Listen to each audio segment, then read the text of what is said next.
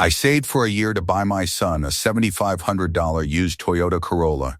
My brother's kids smashed every window with baseball bats while my parents stood there laughing. My brother smirked. Maybe this will teach him he's not special. I just smiled, then opened the Dashcam app. By morning, my brother was begging me not to send the video. The first window broke at the center, a single point of contact where the aluminum bat met the glass at the angle a 13-year-old swings when he has been told to swing hard and has not been told to stop. I was standing on Gentry's back porch with a plate of brisket in my hand, and the evening still warm enough that the sound carried clean across the yard, through the open gate, and into the driveway where my son's car was parked, the 2007 Toyota Corolla. Silver, 112,000 miles. A car I had found on Craigslist 11 months ago, inspected with Odell at the shop, negotiated down from $8,200 to $7,500, and paid for in cash with 12 months of $625 deposits into a savings account I opened the day Kit got his learner's permit. 1 year of savings, one car, one son who had driven it exactly 4 times since I handed him the key on his 17th birthday, and who had parked it in his grandfather's driveway tonight, because we were at a family barbecue, and the driveway was the safest place I knew. Kit had left the driver's window cracked 2 inches when he parked, because the car had been sitting in the June sun since 4 p.m., and the interior was hot, and he wanted the cabin to cool before the drive home. The safest place I knew was now the place where my nephew was swinging a baseball bat into the passenger window of my son's first car. And the 2-inch gap in the driver's window was letting every sound within 6 feet of the car travel directly into the Vantrue N4 Dashcam's ambient microphone. The second window went faster. The rear passenger. The 11-year-old was shorter, and his swing was lower, and the bat caught the bottom of the glass, and the window folded inward in a sheet that landed on the back seat like a blanket made of edges. The sound was different from the first, wetter, heavier, the sound of laminated glass separating from its seal rather than shattering from its center. The third window was the driver's side.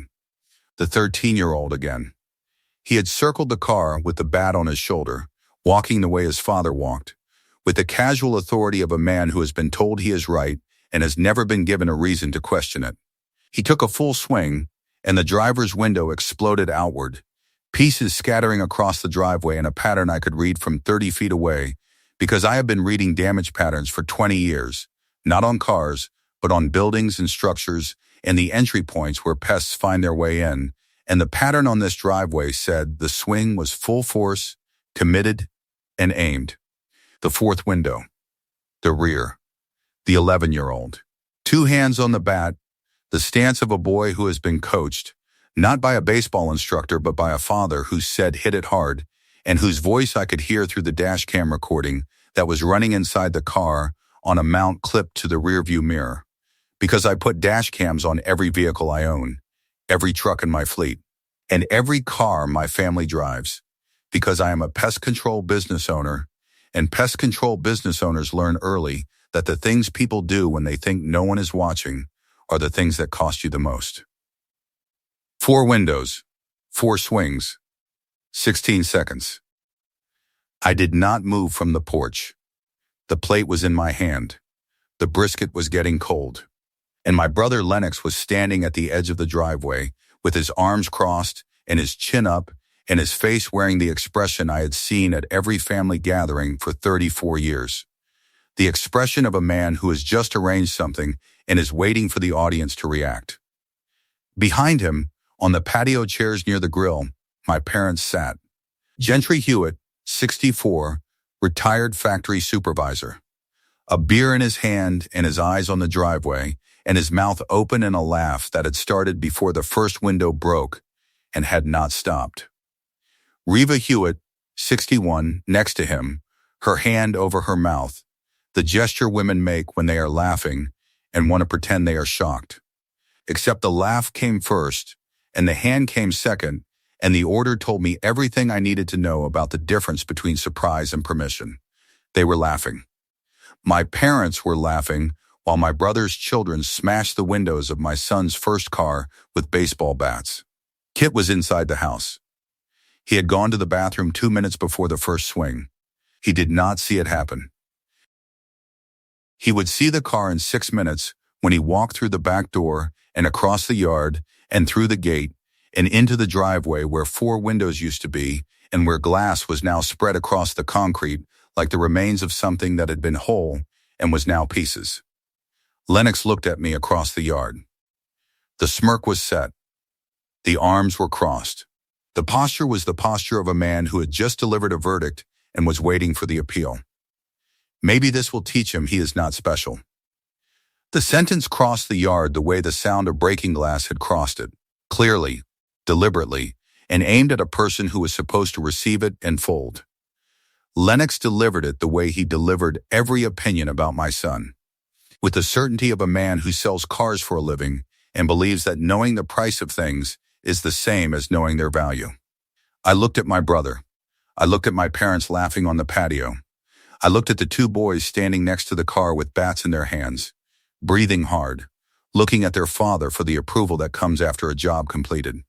I looked at the car, 4 windows gone, glass on the seats and the dash and the floorboards in the driveway, and the dash cam mounted on the rearview mirror, its red recording light steady and small and visible, only if you knew where to look. And I knew where to look, because I had mounted it myself. I smiled. Not the smile of a man who has been defeated. The smile of a man who has just watched his brother's custody case end in a driveway.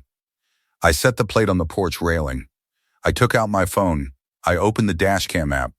The app was synced to the camera via Bluetooth, which meant the footage was already backed up to my phone's cloud storage, which meant the video that had just recorded the last 22 minutes of audio and video from inside the car was now in 3 places: the SD card in the camera, my phone, and the cloud.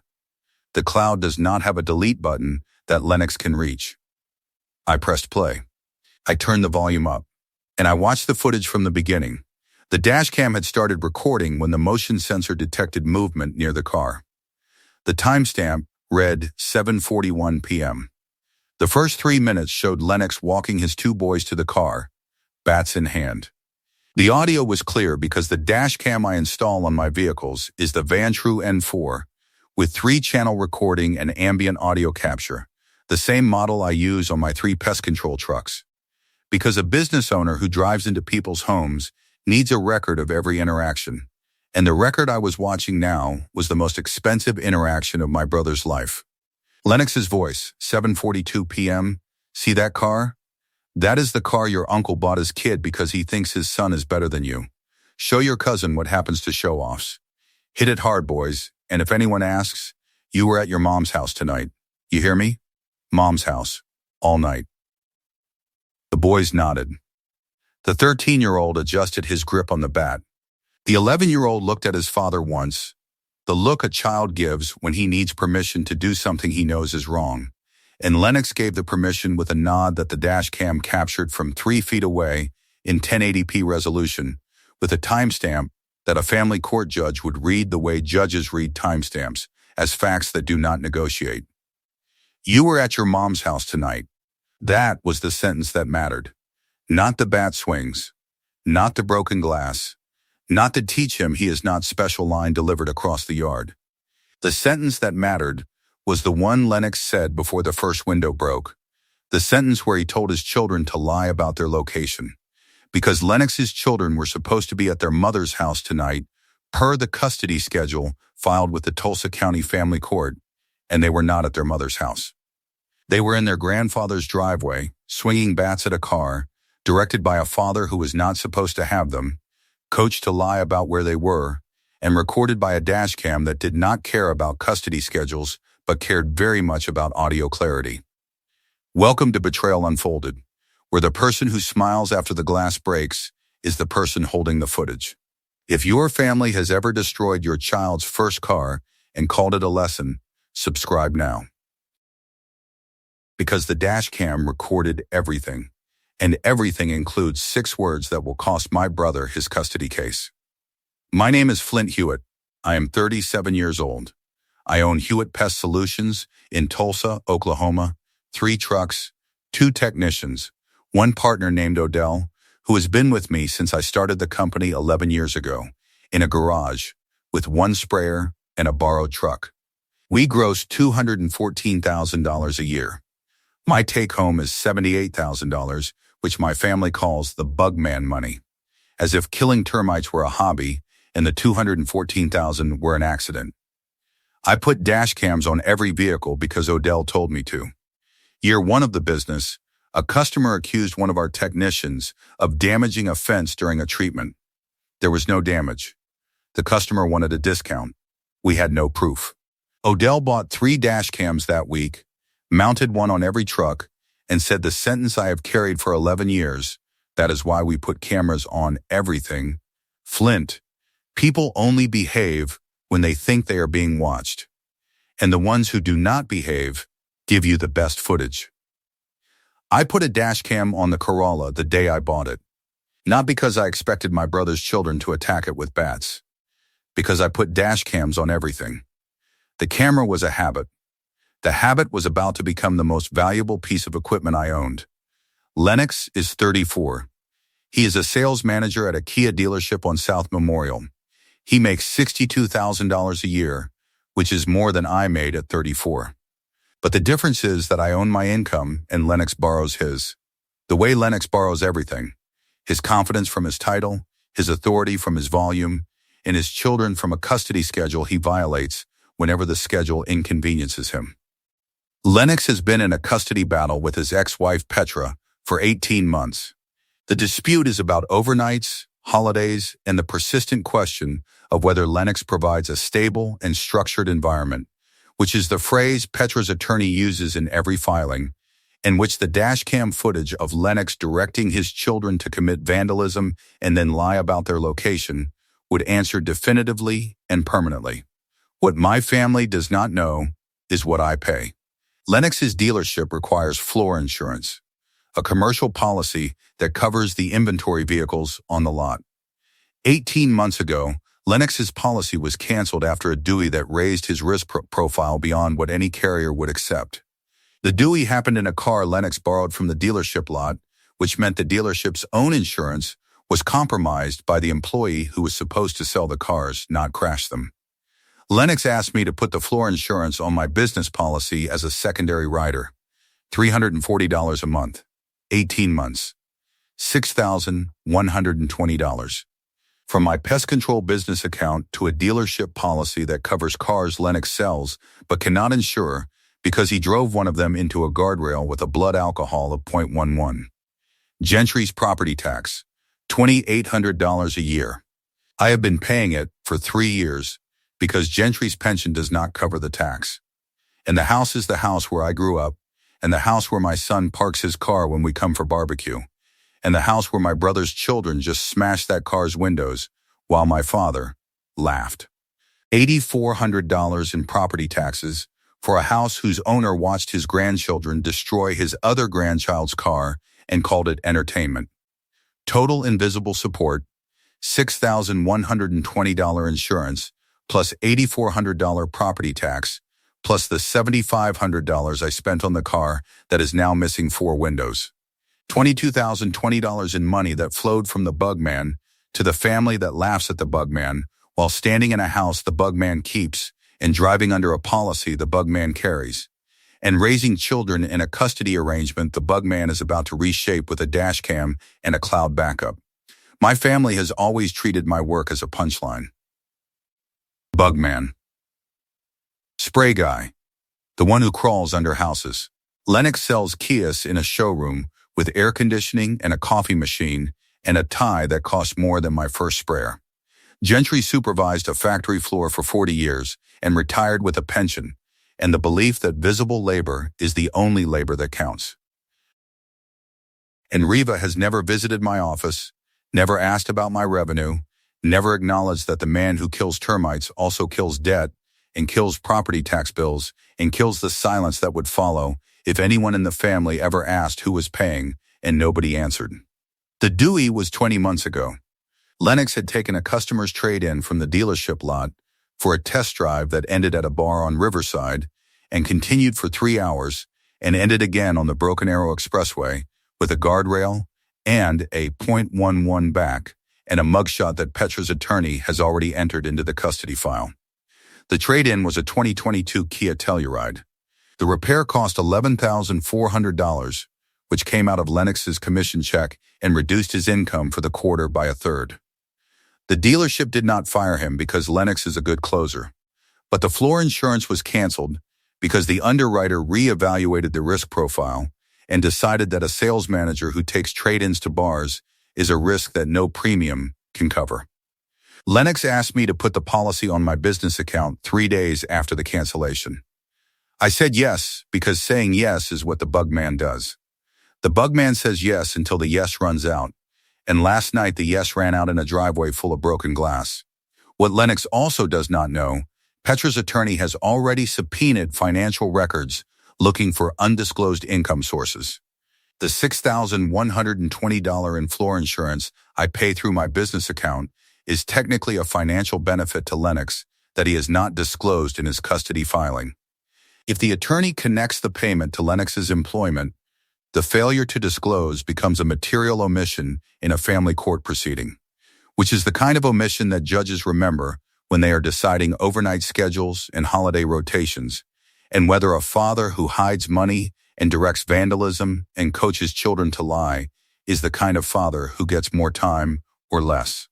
Kit walked out the back door at 7:58 p.m. He came through the gate with a paper plate in his hand and a piece of cornbread on the plate, and the unhurried walk of a 17-year-old who has been in the bathroom for 2 minutes and does not yet know that the world outside the bathroom has changed. He stepped through the gate and the cornbread was the last thing he was thinking about. And then he stopped. His feet stopped first, then his body, then his face. He saw the car. The plate tipped. The cornbread slid off and landed on the driveway next to a piece of glass from the rear window. He did not notice the cornbread or the glass. His hands went to the sides of his head, the gesture a 17-year-old makes when the first thing he has ever owned is sitting in a driveway with no windows and glass on the seats and 2 cousins standing next to it with aluminum bats and no explanation that will make the glass unbreak. He had driven this car exactly 4 times. He had parked it carefully every time. He had checked the mirrors every time. He had felt the quiet, private pride of a boy who has a key in his pocket that opens something that belongs to him. And the thing it opened was now a car without glass, and the key in his pocket was the key to a vehicle that could not keep the rain out or the wind off or the world on the other side of the frame. He looked at the car for 8 seconds. I counted from the porch the way I had counted the swings from the kitchen. Then he looked at me. His face was not angry. His face was confused, which is worse than angry because anger has a direction and confusion has a question. And the question was, why did someone do this to the thing I just got? Dad. My car. I know, buddy. I saw it. Why did they do this? Because your uncle thinks teaching is the same as breaking. It is not. And I have the footage. What footage? The Dashcam. It recorded everything. The swings. The audio. Your uncle's voice telling them to hit it. It is all on the camera. Kit looked at the Dashcam through the space where the passenger window used to be. The red recording light was visible in the evening light. The camera was still running. The camera had been running since 7:41 p.m. when the motion sensor detected movement, and it was still running at 7:58 p.m. when a boy walked through a gate and discovered that his first car was now a crime scene. And the camera did not care about the boy's face or the cornbread on the driveway or the question that was still sitting in the air. The camera cared about the footage, and the footage was safe. I did not argue with Lennox. I did not argue with Gentry. I did not argue with Riva.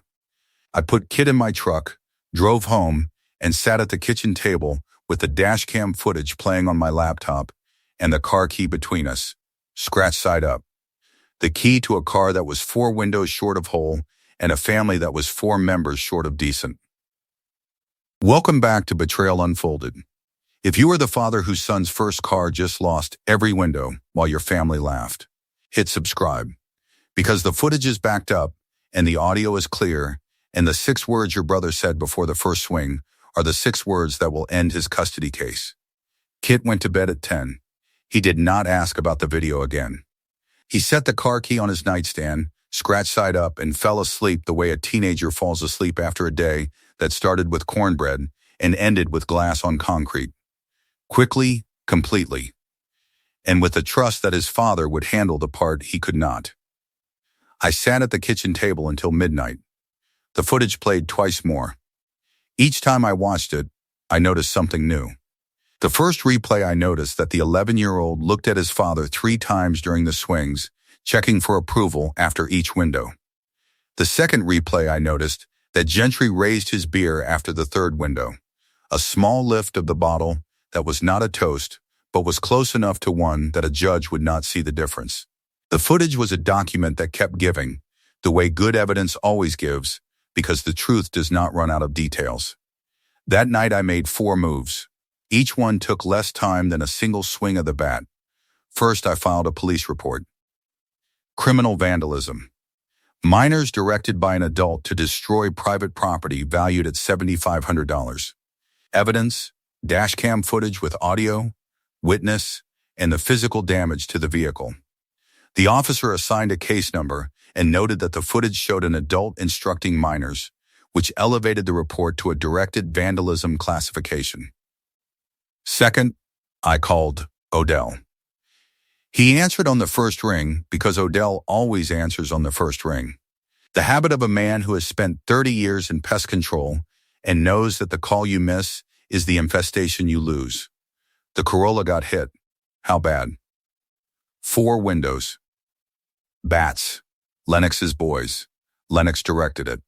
Dashcam caught everything including audio. Odell was quiet for 3 seconds. Did it catch him saying something stupid? He told his kids they were at their mom's house tonight. They are not at their mom's house. They are at their grandfather's driveway committing vandalism on camera. Custody violation and witness coaching in 1 sentence. That is why we put cameras on everything. Third, I emailed the dashcam footage to my own attorney with a 1-line note, forward to Petra Hewitt's counsel if appropriate. Custody violation. Directed vandalism. Minor witness coaching. Footage timestamped. Fourth, I canceled the auto pay on Lennox's floor insurance. $340 a month gone. The policy would lapse in 30 days. If the dealership discovered the lapse, Lennox's employment would be reviewed. Because a sales manager who cannot maintain his own floor insurance is a sales manager who creates liability for the lot. I also canceled the property tax payment for Gentry. The next installment of $1,400 was due in 6 weeks. Gentry would receive a delinquency notice from Tulsa County if the payment was not made. The bugman's money was no longer available for a house where bugs would have been treated better than the bugman's son. I almost stopped after the 4 moves. The footage was backed up. The police report was filed. The attorney had the video. The payments were canceled. But Kit's face stopped me. The 8 seconds he stood in the driveway looking at his car, hands on his head. The question why sitting in his expression like a crack in glass that has not yet spread to the edges. My son deserved more than documentation. He deserved to see his father stand in front of the people who laughed and say the words that documentation cannot carry. Documentation files. Fathers confront. I almost drove to Gentry's house that night. The address was 6 miles away, and the footage was on my phone, and every sentence I needed was loaded. But the key stopped me. Kit's car key. Sitting on the kitchen table with the scratch facing up. The key to a car that still ran. That was the detail. The car still ran. The windows were gone, but the engine was intact, and the tires were full. And the frame was straight, and the dash cam was still mounted on the mirror inside a car that had no glass between the mirror and the world. The car could be fixed. The windows could be replaced. The boy could drive again. And the father who fixed things for a living, who killed termites and repaired damage and restored structures that other people's carelessness had compromised, could fix this too. But first he needed to stand in a room with the people who broke it. Thursday morning, 7:14 a.m. Lennox called. I almost did not answer. The phone lit up with his name, and the name sat on the screen like a notification from a debt I no longer owed. And for 3 rings, I considered letting it go to voicemail. Because voicemails are recordings, and recordings are evidence, and evidence was the language I was speaking now. But the confrontation needed his voice and his face and his body in my driveway standing next to the car his children destroyed. Because documentation files and attorneys argue, but fathers confront. And my son deserved to know that his father confronted the people who broke his windows instead of hiding behind a screen. I answered on the 4th ring. Flint, I need to talk to you. Petra's lawyer sent my attorney a message this morning. Something about footage. Then come to my house. Bring Dad. I can come alone. This is between us. Bring Dad. He was laughing in the footage. He can listen to what the footage costs. They arrived at 9. Lennox's dealership sedan pulled into the driveway first, freshly detailed. The way dealership cars always look when the man who drives them is about to lose the job that provides them. Gentry's truck followed. The truck parked on the curb. Reva was not with them. I did not ask why. Reva's laughter had been cataloged by the Dashcam, and her absence did not reduce its volume in the file. I was standing in the driveway next to the Corolla. The car was parked where Kit had left it after I drove it home last night on a temporary window covering of plastic sheeting and packing tape. The plastic billowed in the morning air. The glass was still on the back seat. The Dashcam was still on the mirror. Red light steady, recording, always recording. Lennox got out of his car and looked at the Corolla and looked at the plastic and looked at the Dashcam through the space where the windshield used to be. Except the windshield was intact because the boys had only hit the side and rear windows, which meant the Dashcam had a clear, unobstructed view of the driveway where Lennox was now standing. The Dashcam, he said. Not a question. A realization. The Dashcam. Vantru, N4. 3-channel. Ambient audio. Motion activated. Cloud synced. It started recording when your boys walked up to the car with bats. It recorded you telling them to hit it hard. It recorded you telling them that if anyone asks, they were at their mom's house tonight. And it recorded your 2 sons looking at you for permission before the first swing. Lennox's face went the color of the plastic sheeting on the Corolla. Gray, thin, holding nothing. Flint, you cannot send that video to Petra. The video is already with my attorney. My attorney will determine whether it is relevant to Petra's counsel. That video will end my custody case. You know that. I will lose my boys. You lost your boys when you used them as weapons. You pulled them from their mother's house on a night they were legally required to be there. You put bats in their hands. You aimed them at a car. And you told them to lie about where they were. A father who does that has already lost his boys. Lennox, the video just confirms the date. I am asking you not to send it. I am asking you as your brother. You asked me as your brother last week, too. You asked me to pay $21,000 of your debt. I said no. And you drove to a barbecue and told your children to smash my son's car with baseball bats while our parents watched and laughed. That is what asking as your brother produced. So no. I am not taking the video back. The video is a document. Documents do not negotiate. Gentry stepped forward. Flint, this is a family matter. You do not bring lawyers into family. You brought bats into family, Dad. You sat in a lawn chair and laughed while your grandchildren smashed your other grandchild's car with aluminum bats. You watched Lennox hand them the equipment. You watched them swing. You heard the glass break 4 times. And you laughed each time. The Dashcam has audio of your laughter, Dad, timestamp 7:44 p.m. 3 seconds of laughter after the second window broke. That laughter is in the police file. He was teaching the boy a lesson. He was teaching his own boys to commit crimes on camera. And you were the audience who paid nothing and risked nothing and laughed at everything while sitting in a lawn chair on a patio I help maintain in a house whose property tax I pay. You are not a bystander, Dad. You are a co-conspirator with a pension and a beer. Gentry's mouth closed. His hands went to his belt loops the way they always went to his belt loops when the conversation exceeded his ability to redirect it. Lennox took a step forward. I will pay for the windows. How much? I will write a check today. The windows are $800. I am not asking you for the windows. I am asking you for an explanation of why a 34-year-old man with a custody hearing in 9 days would pull his children from their mother's house, hand them bats, drive them to a barbecue, and tell them to smash their cousin's car while coaching them to lie about where they were. That is not a window question, Lennox. That is a judgment question.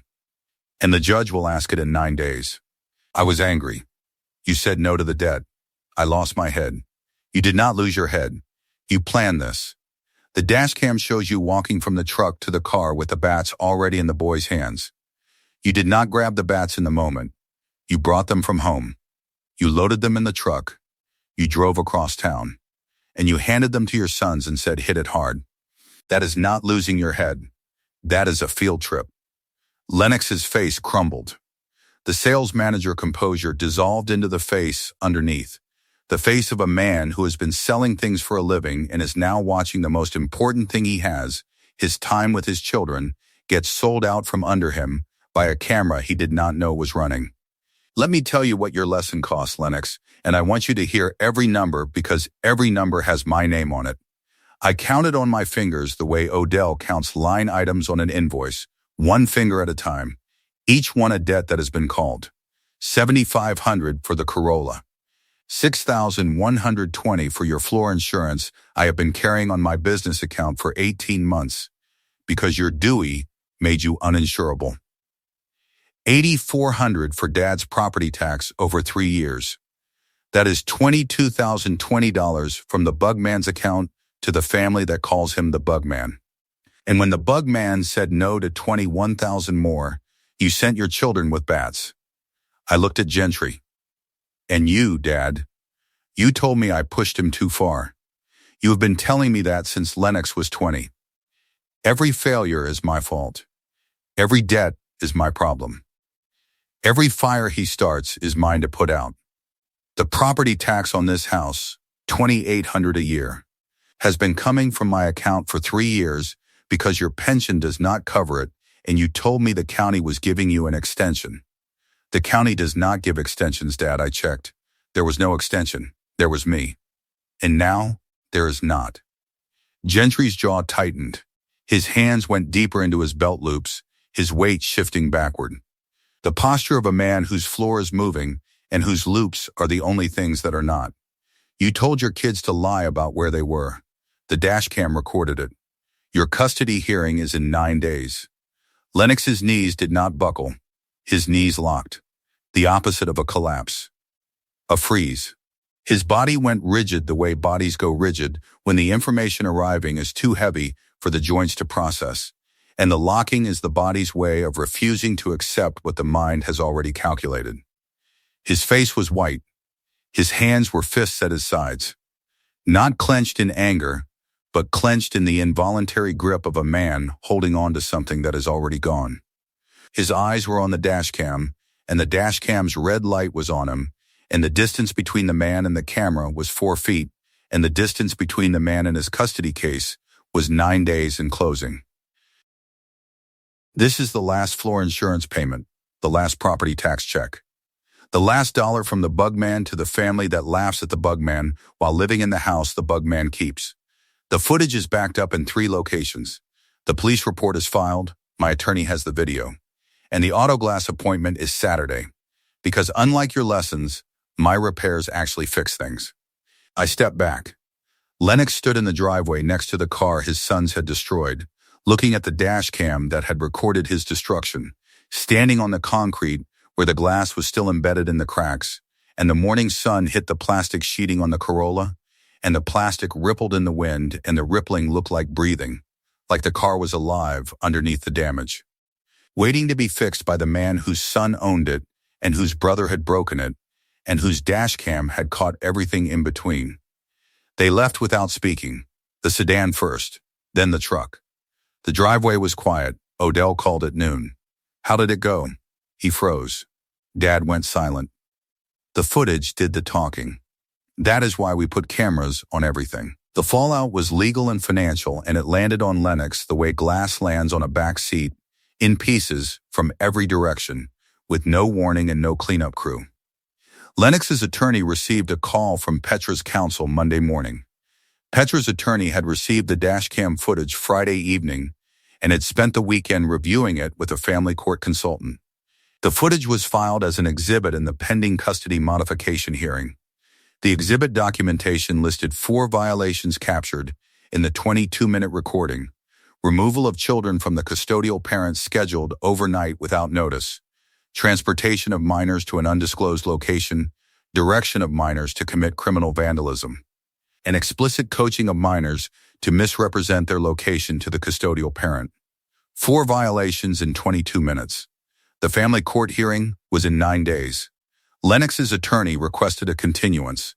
The judge denied it because the exhibit was a video, not a deposition, and videos do not require preparation time because the footage says what it says, regardless of how many days the respondent's counsel has to watch it.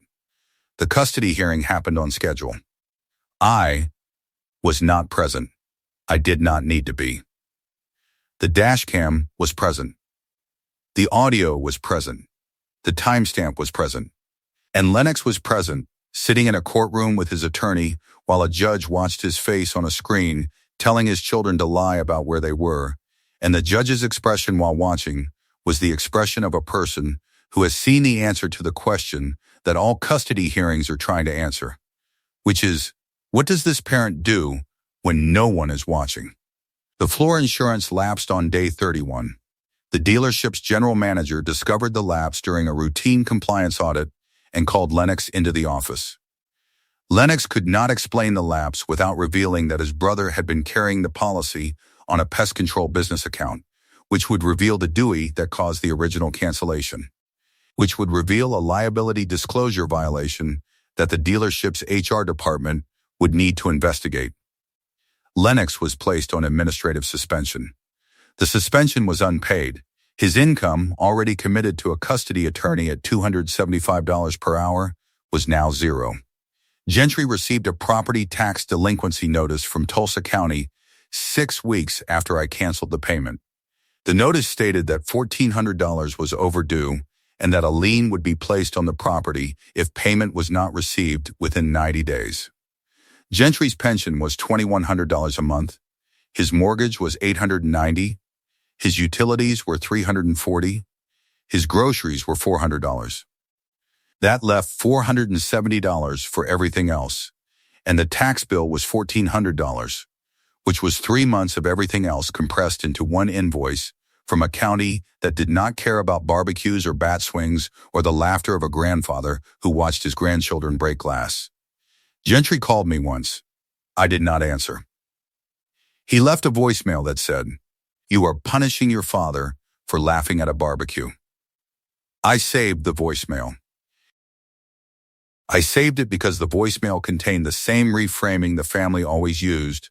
The barbecue was a barbecue, the bats were a lesson, the laughter was harmless, and the punishment was the only real problem.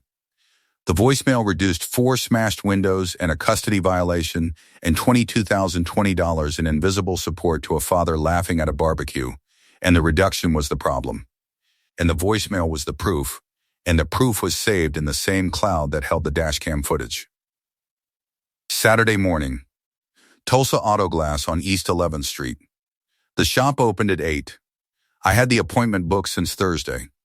The Corolla was on the lift by 8:15, plastic sheeting removed, glass swept from the interior, and a technician named Marco measuring the 4 window openings with the precision of a man who replaces glass for a living and does not ask how the glass was broken, because the answer is always the same: someone chose to break it.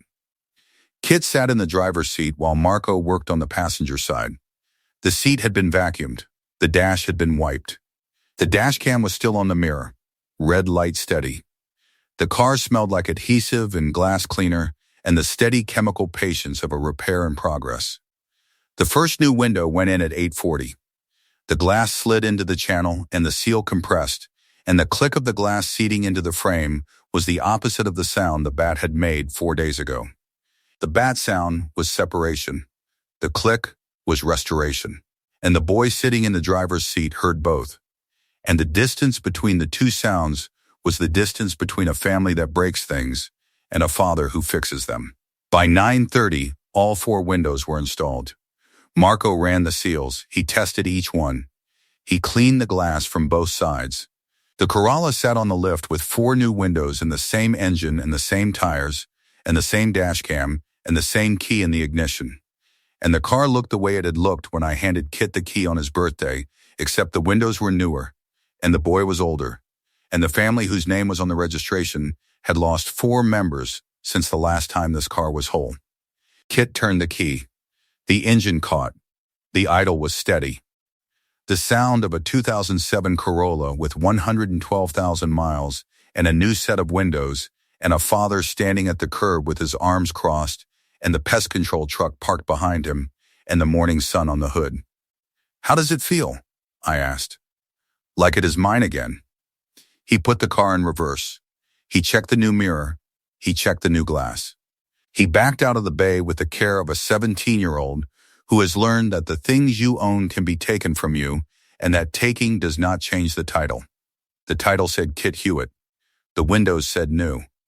And the dash cam on the mirror said recording.